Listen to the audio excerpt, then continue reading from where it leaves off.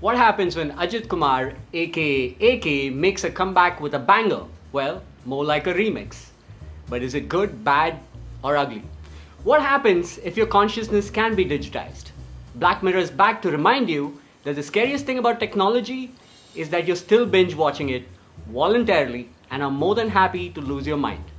Hi, I'm Sudhish Kamath and welcome to FOMO Fix, your weekly dose of what's hype, what's tripe, and what's ripe to bite into. Also on the watch list this week is Dying for Sex. Yes, that's the real NSFW title, and Chori 2. And both are kind of like real world horror films. So stick around for the sweet and the sour, the good and the bad, and what to watch while you're still using your Access account. And of course, we'll tell you what to watch on 420. It's all coming up on FOMO Fix. Take a hit.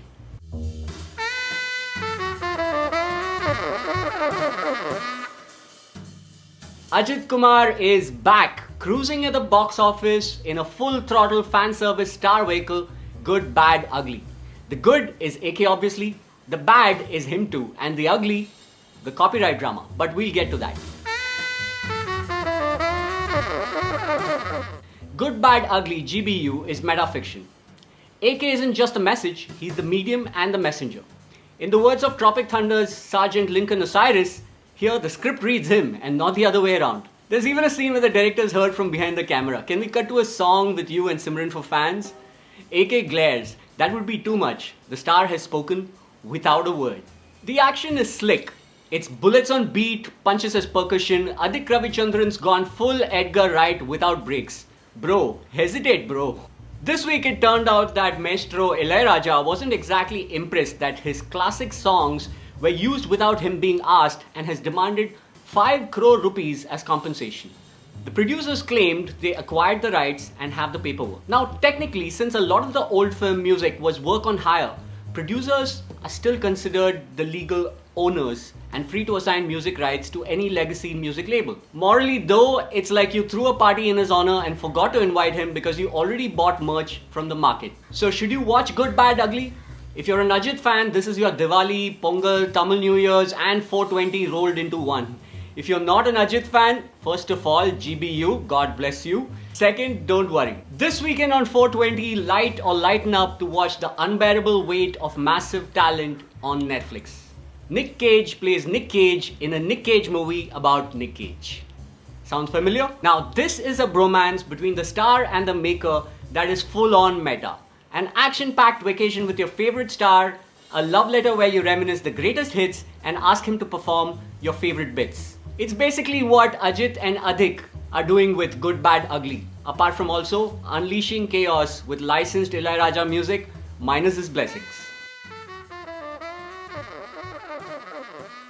Charlie Brooker's dystopian tech thriller is back on Netflix and surprise, surprise, it's still very depressing. But also, it's TV Gold. Last season the show went retro. Because let's face it, we already live in a Black Mirror episode. This time, it's diving straight into emerging tech. Elon Musk's Neuralink is testing monkeys to see if consciousness can be digitized. Facebook's Meta is teaching AI how to read your thoughts before you even post them.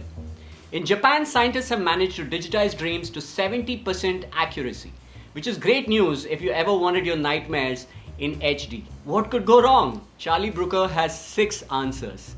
Each episode is a standalone existential crisis. In the first episode, a couple notices gum stuck to their ceiling lying in bed. The kind of tiny, gross, beautiful detail that grounds us in reality. The little detail that makes mundane life interesting. The kind we are bound to miss once we start customizing our consciousness to feel only what we want and remember only what we choose to. It's exactly these kind of low-key details that Black Mirror revels in. So if you loved episode 4, check out Black Mirror Thronglets, the Netflix game where you raise tiny creatures with consciousness as your own pets. Well, what can go wrong, right?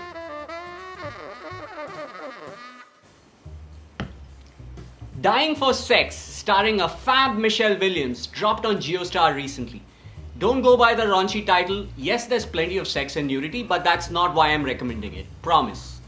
Based on a popular podcast of the same name, this sex comedy follows the cancer journey of a stage 4 patient determined to tick off everything on her sex bucket list. While watching a cancer support group that seems oddly upbeat, Molly, played by Michelle Williams, asks around, "Is it a fun cancer?" She's told their early stages, stage 1, 2, and 3. "They don't want to see us. They find us scary. They see us as ghosts," she's told. Depressed with her own grave stage 4 cancer group, Molly infiltrates the fun group pretending that she's not stage 4. That's the kind of situational comedy you'll find here. A blend of dark wit and heartfelt moments that'll have you laughing with a heavy heart until it shatters completely. If you, like me, find the original podcast too real, try the show. It keeps things mostly light, like the Joseph Gordon-Levitt, Seth Rogen cancer comedy and romance 50-50, minus the feel-good ending, of course. Dying for Sex challenges conventional notions of sex. As one character asks, "Normal sex? Who decides what that is?" The show explores sex as a spectrum and dishes out sex ed lessons for Samantha from Sex and the City, literally blaming her for making a whole generation of women think of sex in heteronormative terms. Dying for Sex is a sensitive, insightful, kink and fetish positive show. Fair warning though, if you or your friends are facing early stage cancer, this might not be for you. While stories about cancer, death and letting go can be cathartic, they can also be pretty triggering. Watch it when you're ready, and ideally with your best friend. Wes Craven, the mastermind behind Nightmare on Elm Street and Scream, once said, "The best horror films are the ones where the monsters are real, the kind you read about in the newspaper." Chori 2, which just dropped on Amazon Prime, is that kind of horror. If the first film in the Nusrat Bharucha franchise tackled female infanticide, this one takes on horrors faced by the girl child and the chilling hold of superstition and blind faith.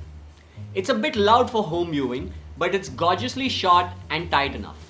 Nusrat makes most of the meaty part with Soha Ali Khan for company in the sequel that's basic with good intentioned messaging. Not subtle, but mostly effective. Because the real horror here isn't ghosts. It's that part of the world around us that's still stuck in the dark ages.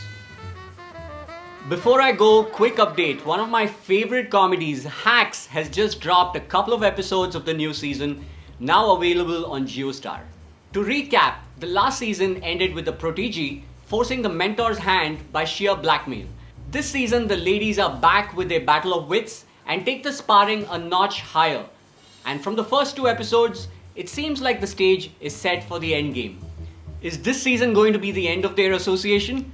Tell us what you think. I'll be back next week with more recos for you. Until then, don't gatekeep. Tell your friends where you're getting your fix from. Pass it on. Happy 420. Until next time, this is Sudhish Kamath signing off from my home studio for The Hindu.